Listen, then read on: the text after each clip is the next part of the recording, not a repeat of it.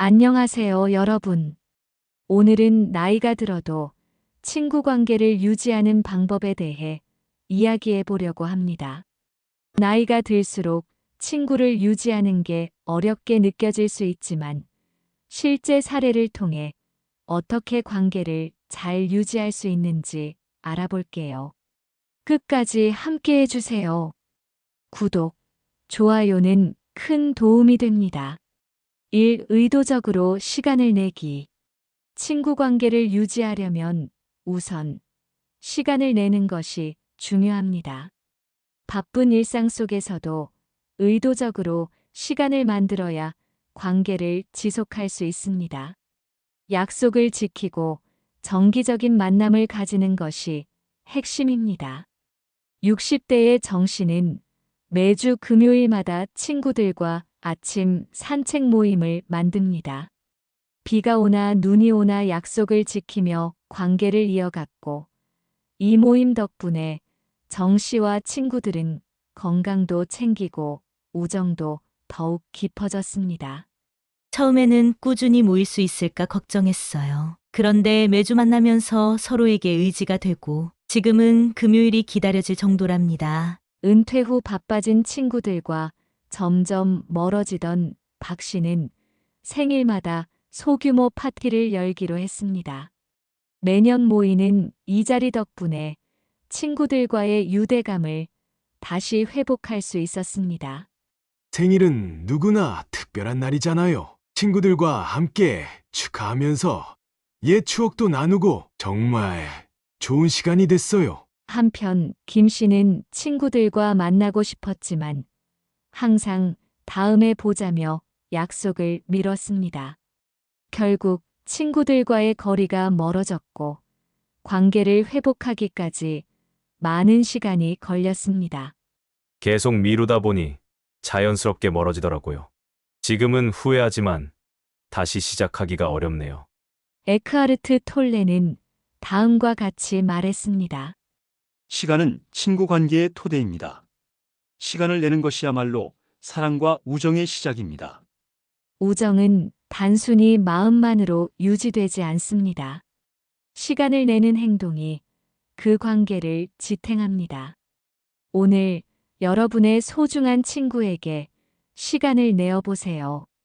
2. 공통 관심사 찾기. 공통의 관심사를 찾는 것은 친구 관계를 강화하는 데 효과적입니다. 함께 즐길 수 있는 활동이나 취미를 공유하면 자연스럽게 유대감이 깊어집니다.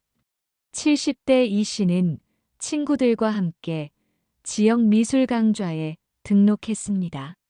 그림을 배우는 동안 서로의 작품을 칭찬하며 우정을 쌓았고 전시회를 함께 준비하는 즐거운 추억도 만들었습니다. 같이 그림을 그리다 보니 서로의 개성을 알게 되고 정말 특별한 경험이었어요. 50대 김 씨는 친구들과 매달 한 권의 책을 읽고 토론하는 독서 모임을 시작했습니다. 이 모임은 친구들의 지적 호기심을 충족시키며 관계를 강화하는 계기가 되었습니다. 책을 읽고 이야기하다 보니 친구들의 새로운 면을 발견하게 됐어요. 대화도 더 깊어지고요. 반면 최 씨는 친구들과 등산 모임을 시작했지만 본인이 등산을 그리 좋아하지 않아 점점 참여를 줄였습니다. 결국 모임에서도 소외감을 느끼며 관계가 소원해졌습니다. 처음에는 즐겁다고 생각했는데 제 취향이 아니라 점점 발길이 멀어졌어요. 알랭 드 보통은 다음과 같이 말했습니다. 공통의 관심사는 두 사람을 연결하는 다리입니다. 우정을 키우는 비결은 함께 즐길 수 있는 공통점을 찾는 것입니다. 여러분도 친구들과의 공통 관심사를 발견해 보세요. 그 작은 시작이 큰 우정으로 이어질 수 있습니다. 3. 적극적으로 연락하기. 연락은 관계를 유지하는 데 있어 기본입니다. 먼저 연락을 하고 안부를 묻는 작은 행동이 친구 관계를 이어가는데 큰 역할을 합니다. 정 씨는 매주 친구들에게 간단한 안부 문자를 보냅니다. 잘 지내? 라는 짧은 문장이지만 친구들에게 큰 위안이 되었다고 합니다. 간단한 문자라도 주고받다 보면 친구와의 연결고리가 유지되는 것 같아요. 친구들과 멀어진 기분이 든 박 씨는 과감히 전화를 걸어 그동안 잘 지냈어? 밥 한번 먹자. 라고 했습니다. 덕분에 몇 년간 뜸했던 친구와의 관계를 다시 회복할 수 있었습니다. 처음 전화할 땐 긴장했지만 친구가 반가워해서 기뻤어요. 지금은 더 자주 연락합니다. 그러나 이 씨는 친구가 먼저 연락하기를 기다리기만 했습니다. 시간이 지날수록 연락은 끊겼고 친구와의 관계를 회복하기가 더 어려워졌습니다. 제가 먼저 연락했더라면 좋았을 텐데 이제는 용기가 나지 않아요. 랄프 왈도 에머슨은 다음과 같이 말했습니다. 우정은 작은 대화에서 피어납니다. 말을 건네는 용기를 가져보세요. 친구와의 관계는 작은 연락에서 시작됩니다. 오늘 용기 내어 친구에게 먼저 연락해 보세요. 그 작은 노력이 큰 변화를 가져올 수 있습니다. 4. 온라인 도구 활용하기. 스마트폰과 소셜미디어는 친구들과 소통하는 훌륭한 도구가 될 수 있습니다. 기술을 활용하면 거리나 시간의 제약 없이 관계를 이어갈 수 있습니다. 60대 박 씨는 자녀의 도움을 받아 카카오톡을 배우고 친구들과 단체 채팅방을 만들었습니다. 그곳에서 사진과 이야기를 공유하며 더 자주 소통하게 되었습니다. 채팅방에서 친구들과 소소한 일상을 나누니 더 가까워진 느낌이에요. 정 씨는 친구들과 매달 한 번씩 화상통화를 하며 서로의 일상을 나누는 시간을 가졌습니다. 거리와 상관없이 우정을 이어갈 수 있었던 좋은 방법이었습니다. 화상통화 덕분에 먼 곳에 있는 친구들과도 예전처럼 자주 볼 수 있는 기분이에요. 하지만 김 씨는 스마트폰 사용이 익숙하지 않아 친구들의 온라인 대화에 참여하지 못했습니다. 이로 인해 소통에서 소외되는 기분을 느꼈습니다. 스마트폰을 배워볼까 생각 중이에요. 친구들과 다시 가까워지고 싶거든요.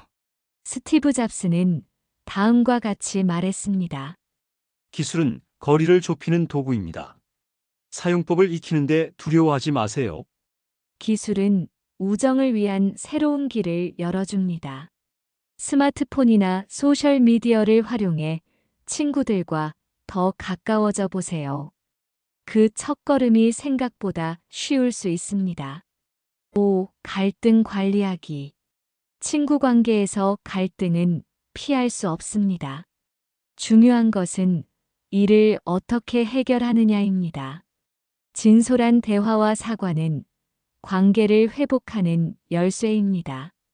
70대 이 씨는 친구와의 오해로 갈등이 생겼지만 진솔한 대화를 통해 문제를 해결했습니다. 서로의 입장을 이해한 덕분에 관계가 더 돈독해졌습니다. 솔직하게 대화하니 오해가 풀리고 친구와 더 가까워졌어요. 김 씨는 친구와의 다툼 후 작은 선물과 손편지를 건넸습니다. 진심 어린 사과 덕분에 친구와의 관계를 회복할 수 있었습니다. 편지로 마음을 전하니 친구가 먼저 고맙다고 연락을 줬어요. 정말 뿌듯했어요. 반면 박 씨는 다툰 후 먼저 화해하지 않았고 친구와의 관계는 점점 멀어졌습니다. 자존심을 내려놓지 못한 것이 원인이었습니다. 화해할 기회를 놓쳤어요. 지금은 그때로 돌아갈 수 없다는 게 아쉽습니다. 마틴 루터 킹 주니어는 다음과 같이 말했습니다. 용서는 친구 관계를 회복시키는 가장 강력한 도구입니다. 갈등은 우정의 끝이 아닙니다. 오히려 새로운 시작이 될 수 있습니다. 용기와 진심으로 다가가면 관계는 더욱 깊어질 수 있습니다. 오늘은 친구 관계를 유지하는 다양한 방법과 실제 사례를 나누어 보았습니다. 우정은 우리의 삶을 풍요롭게 하는 중요한 요소입니다. 하지만 그만큼 노력이 필요하죠. 여러분도 오늘 들은 이야기를 통해 소중한 친구와의 관계를 더욱 단단히 다질 수 있길 바랍니다. 끝까지 시청해 주셔서 감사합니다. 구독과 좋아요는 큰 도움이 됩니다.